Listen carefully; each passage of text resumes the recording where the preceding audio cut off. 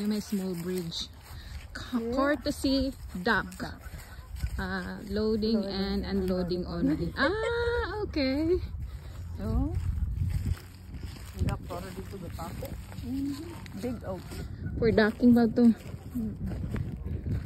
So, ibig sabihin dito sila mag-ano ng boat. Ah, ayun, ayun. Oo. Kapag may kasi dapat dito may mga boat eh. Yung mga Kaya nga.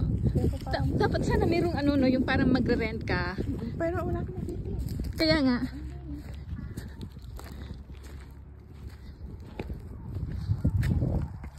Big Oak.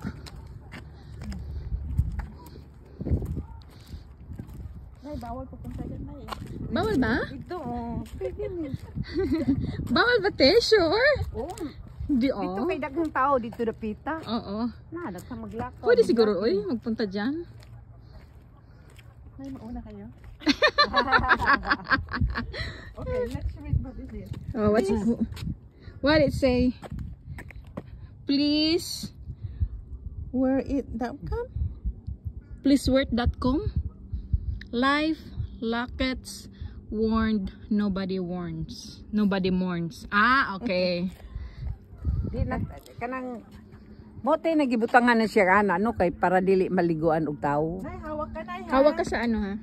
Kana ba kana kay mabaw ra man diya nga mga tawo maligo man. Ay mababaw na. Wa jud ko kitag fish diri.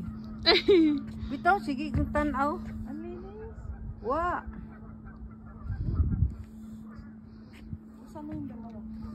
Doon sa upuan, di yun aalis na, hindi tayo makabalik doon. Nafi-feel mo te, nag-ano siya? Nauga? Matibay siya. Tingnan mo. Matibay. Ay, parang hindi na yan naka-attach. Okay. Yang isa. Ito? Oo, attach pa ba yan? Takot ka na ba? Ay, oo naman. Naka-attach? Tingnan mo naman yun. Oo, okay. Hindi na ako punta doon, oy. O, dito mami Giselle gapon. Ah, punta kayo? Oo.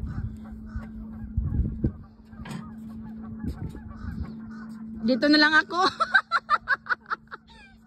Mag-video na lang ako sa inyo. Wata nakita nila. Hoy, wag na kayo dyan, te. Balik na kayo dito.